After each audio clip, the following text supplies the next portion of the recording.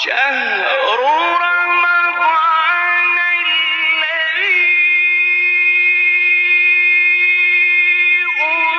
أنزل فيه القرآن هدى للناس وبينات من الهدى والفرقان. الحمد للہ والصلاة والسلام علی رسول اللہ وعلی آلہ وصحبہ ومن والاہ. بسم اللہ الرحمن الرحیم. 22ویں پارے کا خلاصہ. 21ویں پارے کی آخری چند آیات میں ازواج مطہرات رضی اللہ عنہن سے خطاب تھا. چونکہ اس خطاب کا کچھ حصہ 22ویں پارے کے شروع میں بھی آیا ہے، اس لیے کل کے خلاصے میں اسے چھیڑا نہیں گیا تھا. خیال یہ تھا کہ اسے اکٹھا ہی ذکر کیا جائے. ان آیات کا پس منظر احادیث میں یہ بیان ہوا ہے کہ جب فتوحات کا دور شروع ہوا تو ازواج مطہرات نے حضور اکرم صلی اللہ علیہ وسلم سے درخواست کی کہ ہمارے وظیفے اور نفقے میں کچھ اضافہ کر دیا جائے. اس موقع پر یہ آیات نازل ہوئی جن میں انہیں دو باتوں میں سے ایک کا اختیار دیا گیا، تو وہ خوشحالی کی زندگی گزارنے کے لیے جدائی اختیار کر لیں، اور یا پھر تنگی اور ترشی کے ساتھ بسر کریں اور اپنی نظر آخرت کی خوشیوں اور خوش عیشیوں میں رکھیں. جب آپ صلی اللہ علیہ وسلم نے انہیں اختیار دیا تو ان سب نے آخرت ہی کو ترجیح دی. اس موقع پر ازواج مطہرات کی فضیلت بیان کرتے ہوئے انہیں 7 احکام دیے گئے ہیں. پہلا یہ کہ مردوں کے ساتھ بات کرتے ہوئے لوچدار لہجہ اختیار نہ کریں. دوسرا یہ کہ بلا ضرورت گھر سے باہر نہ نکلو، کیونکہ مسلمان عورت کا اصل اور محفوظ ٹھکانہ گھر ہے. تیسرا یہ کہ زمانے جاہلیت کی خواتین کی طرح اپنی زینت اور ستر کا اظہار کرتے ہوئے باہر نہ نکلیں.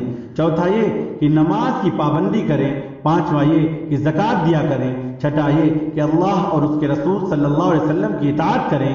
ساتواں یہ کہ قرآنی آیات کی تلاوت اور احادیث کا مذاکرہ کیا کریں. اس کے علاوہ جو اہم مضامین سورہ احزاب کے اس حصے میں بیان ہوئے ہیں 22ویں پارے میں آیا ہے وہ یہ ہیں. نمبر 1، مسلمان کی شخصیت کو معاشرے میں نمایاں اور امتیازی حیثیت دینے اور اس کا تشخص اور پہچان پیدا کرنے والی 10 صفات ہیں. یہ صفات مرد میں ہوں یا عورت میں اسے مغفرت اور اجر عظیم کا مستحق بنا دیتی ہیں. یعنی اسلام، ایمان، قنوت، دائمی طاقت، صدق، صبر، خشوع، صدقہ، روزے، شرمگاہ کی حفاظت اور کثرت سے اللہ کا ذکر کرنا. نمبر 2، سورہ احزاب اس مشہور واقعے کی طرف بھی اشارہ کرتی ہے جس کی وجہ سے حضور اکرم صلی اللہ علیہ وسلم کو مخالفین نے سخت تنقید اور طعن و تشنیع کا نشانہ بنایا تھا. ہوا یوں کہ جب آپ کے متبنہ حضرت زید ابن حارثہ اور آپ کی پھوپھی ذات بہن حضرت زینب انہا کے درمیان نباہ نہ ہو سکا اور ان کے درمیان جدائی واقع ہو گئی، تو اللہ تعالیٰ کے حکم سے خود آپ صلی اللہ علیہ وسلم نے حضرت زینب سے نکاح کر لیا. اس پر بڑا شور اٹھا کہ محمد صلی اللہ علیہ وسلم نے اپنے منہ بولے بیٹے کی بیوی سے شادی کر لی، جب کہ جاہلی تصور میں یہ نکاح حرام تھا. اللہ تعالیٰ فرماتے ہیں کہ یہ نکاح خود ہم نے کروایا تھا تاکہ آئندہ متبنہ کی مطلقہ بیوی کے ساتھ نکاح کرنے میں مسلمانوں کے لیے کوئی حرج باقی نہ رہے. یہاں ضمنی طور پر یہ بات بھی جان لی جائے کہ اسلام اور پیغمبر اسلام کے مخالفین نے ہمارے آقا صلی اللہ علیہ وسلم کی کثرت ازدواج میں معاذ اللہ شہوت پرستی کے عنصر کو بنیادی وجہ قرار دینے کی ناکام اور ناپاک کوشش کی ہے. یہاں اگر 2 بنیادی نقطوں کو ملحوظ رکھا جائے تو اعتراضات کا لغو ہونا ظاہر ہو جاتا ہے. پہلا نقطہ یہ کہ آپ نے اپنی بھرپور جوانی ایک ایسی خاتون کے ساتھ گزار دی جو عمر میں آپ سے تقریباً دوگنی تھی. جب تک وہ زندہ رہیں آپ نے کسی دوسری خاتون کو اپنے عقد میں قبول نہیں کیا. حضرت خدیجہ رضی اللہ تعالی عنہ کے علاوہ جتنی خواتین سے بھی آپ نے شادیاں کی وہ بڑھاپے کی حدود میں قدم رکھنے یعنی 50 سال کی عمر کے بعد کی ہیں. دوسرا نقطہ یہ کہ سوائے سیدہ عائشہ رضی اللہ تعالی عنہ کے آپ کی کوئی بیوی بھی کوانی نہیں تھی. اگر معاذ اللہ کثرت ازدواج سے آپ کا مقصد شہوت پرستی ہوتا تو آپ یہ شادیاں جوانی میں اور باکرہ لڑکیوں سے کرتے. حقیقت یہ ہے کہ تعدد ازدواج میں تعلیمی، تشریعی، اجتماعی، سیاسی حکمتیں پوشیدہ تھیں، مگر یہ خلاصہ ہمیں ان کی تفصیل میں جانے کی اجازت نہیں دیتا ہے. نمبر 3، نبی کریم صلی اللہ علیہ وسلم کی صورت میں مومنوں کو اللہ تعالیٰ نے جو نعمت عظمیٰ عطا فرمائی ہے، اللہ تعالیٰ نے اس کی یاد دہانی بھی کرائی ہے اور آپ کے 5 امتیازی اوصاف ذکر فرمائے ہیں۔ آپ اپنی امت پر اور دوسری امتوں پر بھی قیامت کے دن گواہ رہیں گے، کیونکہ پوری دنیا کے انسان آپ کی امت میں شامل ہیں۔ جنہوں نے ایمان قبول کر لیا وہ امت اجابت میں شامل ہیں، اور جنہوں نے ایمان قبول نہ کیا وہ امت دعوت میں داخل ہیں۔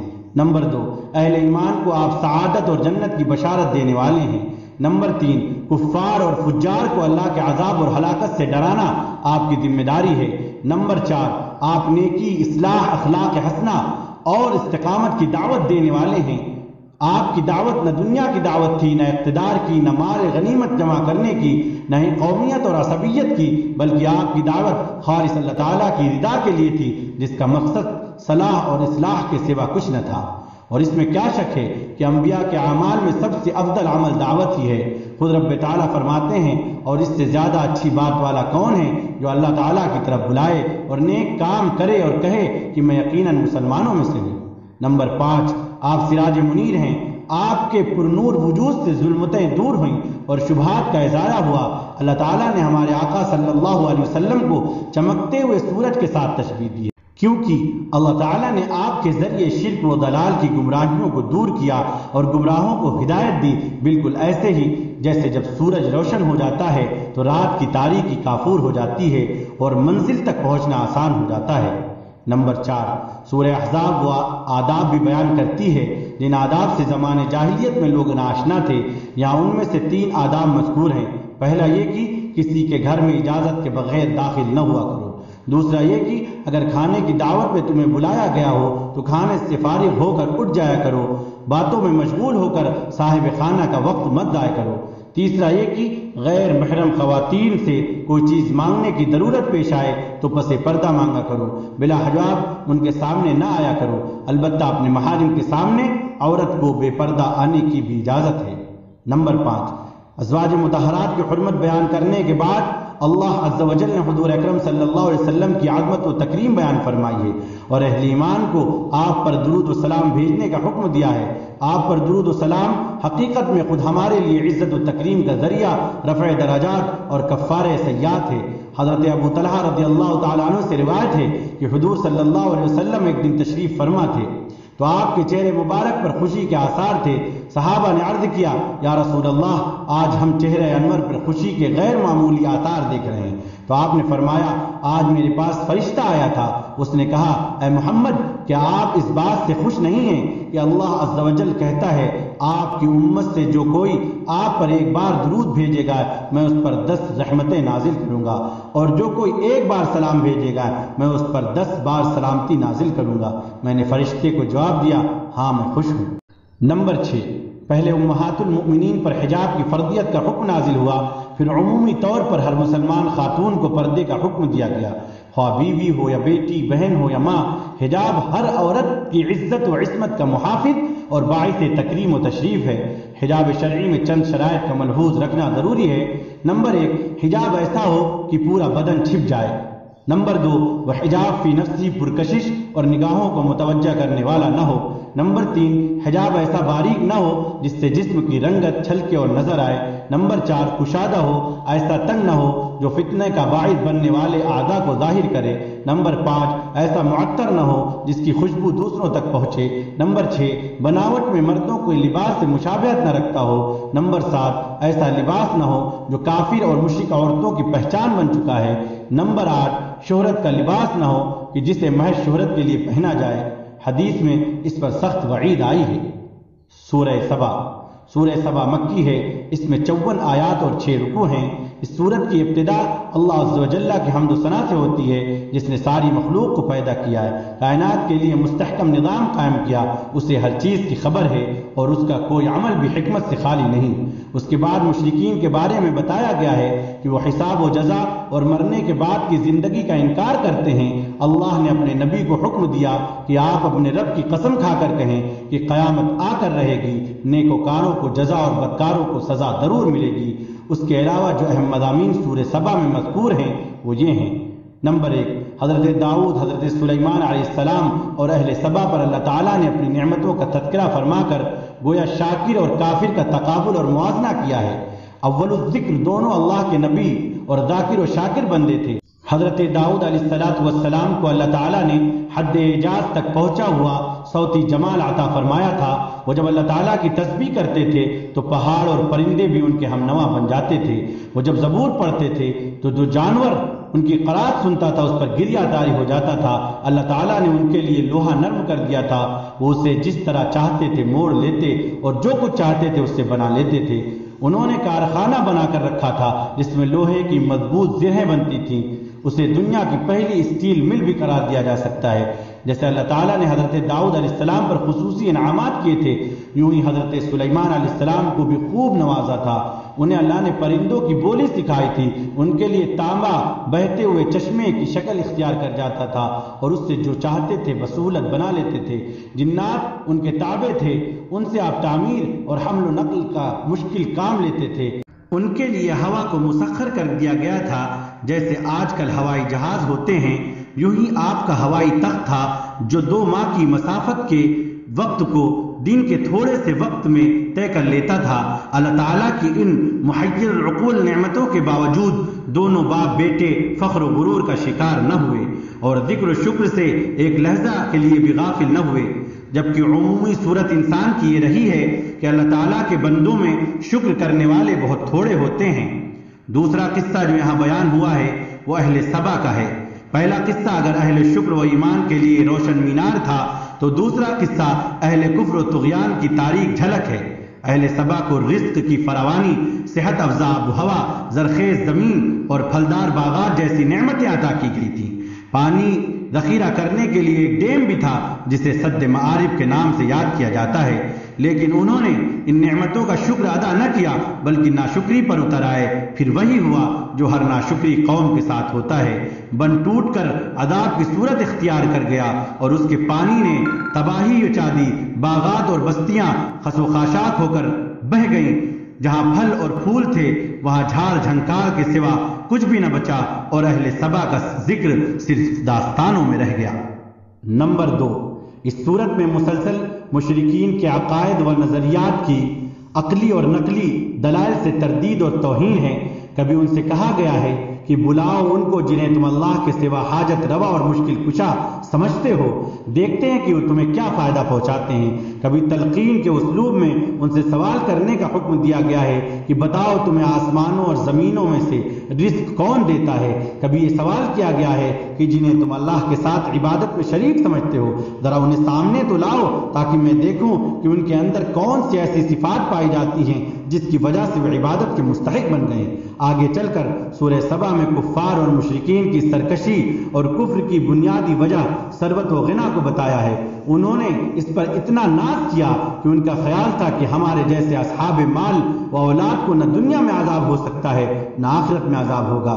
قرآن کے الفاظ میں وہ آخرت کے معاملے کو بھی دنیا پر قیاس کرتے ہیں۔ ان کا خیال تھا کہ جیسے اللہ تعالیٰ نے انہیں دنیا کی وسعت اور خوشحالی عطا فرمائی ہے، یہی معاملہ ان کے ساتھ آخرت میں بھی کیا جائے گا۔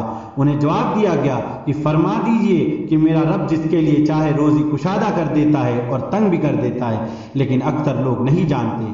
ثروت و غنا پر فخر و غرور ہی نہیں، انہیں رسول اکرم صلی اللہ علیہ وسلم کے استہزاء اور تحقیر پر آمادہ کرتا ہے۔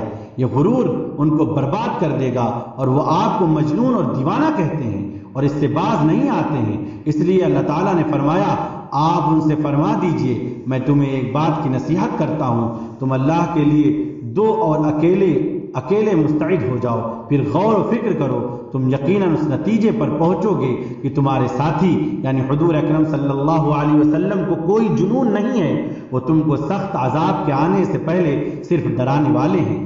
سورہ فاطر مکی ہے، اس میں 45 آیات اور 5 رکوع ہیں۔ اس صورت میں توحید باری کی دعوت، اس کے وجود پر دلائل، شرک کی بنیادوں کا انہدام اور دین حق پر قائم رہنے کی تاکید ہے۔ سورت کی ابتدا میں اس خالق اور مبدی ہستی کا ذکر ہے جس نے عالم کون و مکان، انسانوں، فرشتوں، جناتوں کو پیدا کیا۔ انسانی نظروں کو ان تکوینی آیات کی طرف متوجہ کیا گیا ہے جو اس کتاب جہاں کے ہر ورق پر پھیلی ہوئی ہیں۔ مرنے کے بعد زندگی پر ایسے حسی اور بدیہی دلائل ذکر کیے گئے ہیں جو ہر شہری اور دیہاتی کی سمجھ میں آ سکتے ہیں۔ بتایا گیا ہے وہ اللہ بارش سے مردہ زمین کو زندہ کرتا ہے، شب و روز کو یکے بعد دیگرے لاتا ہے، اور جو انسان کو تخلیق کے مراحل سے گزارتا ہے وہ مردہ انسانوں کو بھی دوبارہ زندہ کر سکتا ہے۔ یوں ہی یہ صورت ایمان اور ہدایت، کفر اور دلالت کے درمیان بھی حسی مثالوں کے ذریعے فرق کرتی ہے۔ یہ صورت بتاتی ہے کہ جیسے بینا اور نابینا، زندہ اور مردہ، ظلمت اور نور، دھوپ اور چھاؤں برابر نہیں ہو سکتے، یوں ہی مومن اور کافر برابر نہیں ہو سکتے۔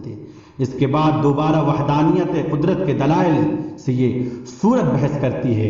اس دنیا میں اس کی قدرت کی بے شمار نشانیاں ہیں، لیکن ان نشانیوں کو دیکھ کر صرف انہی کے دل میں خشیت پیدا ہوتی ہے جو علم رکھتے ہیں، جو گہرائی میں جا کر سوچتے ہیں اور سوچ سکتے ہیں، اور جو حقائق پر پڑے ہوئے پردے اٹھا سکتے ہیں، کیونکہ جس کے دل میں جتنی معرفت ہوگی اتنی ہی خشیت اور عظمت پیدا ہوگی۔